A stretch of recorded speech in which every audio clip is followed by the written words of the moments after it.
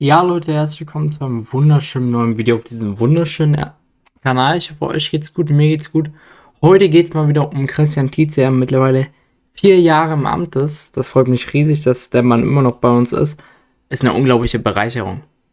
Um keine weiteren Videos zu verpassen, lasst gerne ein Like und ein Abo da. Ab 99 Cent kann man Mitglied werden. Das würde mich riesig unterstützen und supportet auch diese Videos. Ganz wichtig, schreibt eure Meinung so wie immer in die Kommentare. Damit starten wir rein. Seit 4 Jahren ist Christian Tietz Trainer beim 1. FC Magdeburg. Wie er den Verein verändert hat und welcher Spieler den kompletten Weg bis heute mitging. Darum geht's heute. Ja, ich freue mich sehr darauf. Ich finde, Tietz hat den Verein unglaublich verbessert mit Schork an seiner Seite. Zwei der wichtigsten Männer wohl beim FCM seit Jahren, wenn nicht sogar Jahrzehnten. Kann man so interpretieren, wie man möchte im Endeffekt. Am 12. Februar 2021 übernahm Christian Tietz das Traineramt beim 1. FC Magdeburg. Seitdem hat sich beim Club vieles geändert, eines aber nicht. 4 Jahre später sitzt der gebürtige Mannheimer noch immer auf der Bank und rettet uns bis heute noch mit seiner Spielart, glaube ich, einige Spiele. Und wenn man ganz ehrlich ist, hätte man wahrscheinlich damals Tietz nicht geholt, sondern einen anderen Trainer, wäre man wahrscheinlich nicht in der Situation wie aktuell. Vielleicht nächste Saison erste Liga spielen zu können oder auch schon bereits am 23. Spieltag den Klassenerhalt zu sichern. Damit sind wir bei Tietz in dem Punkt. Unter einem anderen Trainer würden wir vielleicht jetzt Regionalliga spielen. So ist das. Längst ist klar, dass die Wahl des Trainers ein Glücksgriff für den FCM und Sportchef Ottmar Schork war. Die Erfolgsgeschichte des Vereins ist häufig erzählt worden, besonders zuletzt in Zeiten, wo Magdeburg energisch an die Tür zur Bundesliga klopft. Und genau das ist es ja. Wir haben endlich gezeigt, beziehungsweise zeigen endlich, dass wir mit diesem offensiven Fußball auch Erfolg haben. Und das war der wichtige Step in die richtige Richtung, das jetzt auch so durchzusetzen. Nicht nur, dass man sporadisch damit Erfolg hat, manchmal Hamburg schlägt oder auch mal große Vereine, sondern man punktet jetzt konstant. Das ist die Verbesserung zur letzten Saison. Und das hat ganz allein unter anderem Tietz geschafft mit den Top-Transfers, wie zum Beispiel Markus Matthiesen oder auch Kars, was natürlich auch an Schork seine Adresse geht. Ein unglaubliches Duo. Ich glaube, im deutschen Fußball gibt es fast nirgendwo so ein gutes Duo wie Tietz und Ottmar Schork. Da bin ich 100%ig parteiisch und da sage ich das zu 100%. Es ist auch so. Ja, jedoch war es erstmal eine problematische Situation, als Tietz zu uns kam.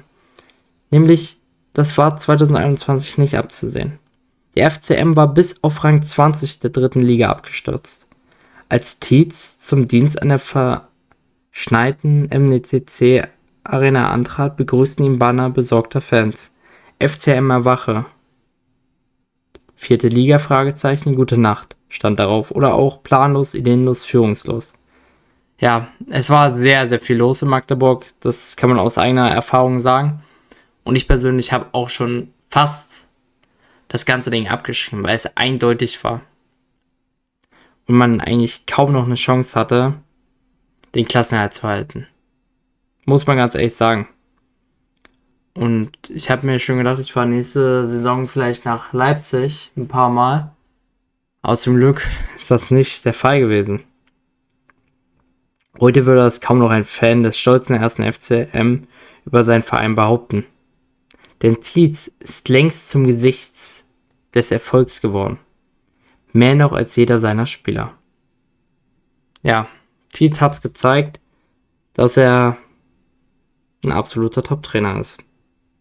Denn ein Blick auf den Kader im Februar 2021 zeigt, nur noch 2 Profis von damals sind heute übrig geblieben. Lediglich Barisch Artig stand schon unter Vertrag und ging den kompletten Weg mit. Tobias Müller wechselte zwischenzeitlich nach Paderborn, kehrte dann aber wieder zum FCM zurück und der Tietz war Kapitän gewesen. Ja, mittlerweile spielt dann jedoch auch Tobias Müller keine so große Rolle mehr im FCM-Kader. Mal wieder. Und kann sich jetzt mittlerweile kaum noch durchsetzen. Das ist so ein bisschen sein Problem. Unter anderem hat man auch sehr starke Verteidiger holen können mit Matthiesen und auch vor allem Hugonet. Ja, Artig und Tietz verbindet eine besondere Beziehung. Unter dem neuen Trainer blühte der hochbegabte, aber zuvor als schwierig geltende Deutsch-Türke auf und schoss Magdeburg erst aus der Krise und dann in die zweite Bundesliga.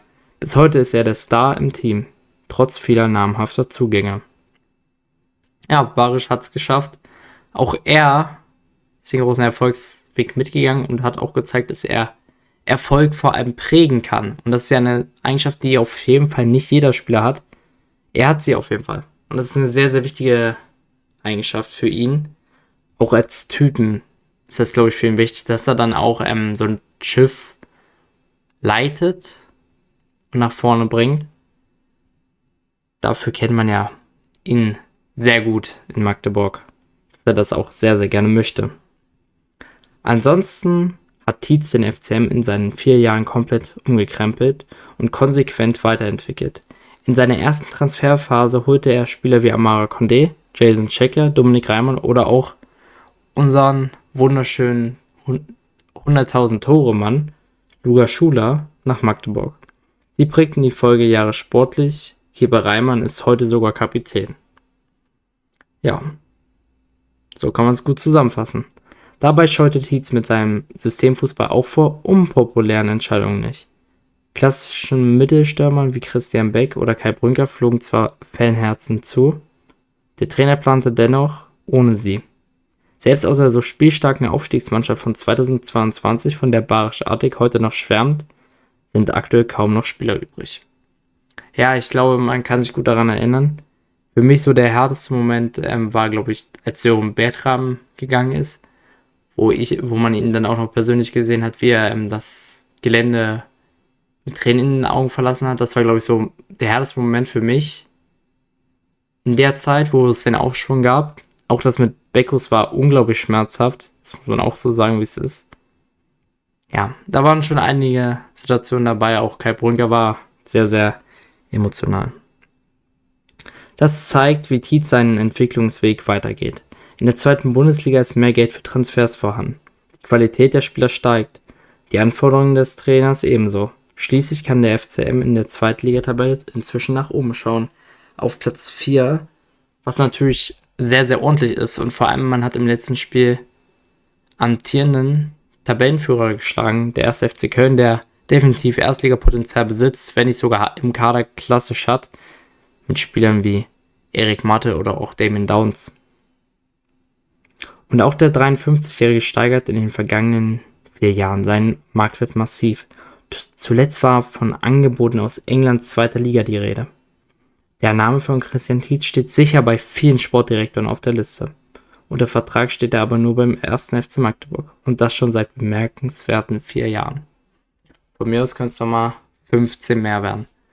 Ja, ich bin ein unglaublicher Fan vom Tietz-System. Ich bin ein unglaublicher Fan von ihm als Mensch. Sehr, sehr sympathischer Mensch, der sich für gute Dinge einsetzt. Dazu könnt ihr wieder eure Meinung schreiben. Das würde mich sehr interessieren, vor allem bei Tietz. Ist das immer eine interessante Sache. Lasst gerne ein Like und ein Abo da. Würde mich sehr freuen. Dann wünsche ich euch noch einen wunderschönen Tag. Und ganz wichtig, so wie immer, ab 99 Cent kann man Mitglied werden. Das würde mich, wie gesagt, riesig supporten für die Videos, für den Aufwand. Dankeschön an jeden, der das macht. Und damit ciao, Leute.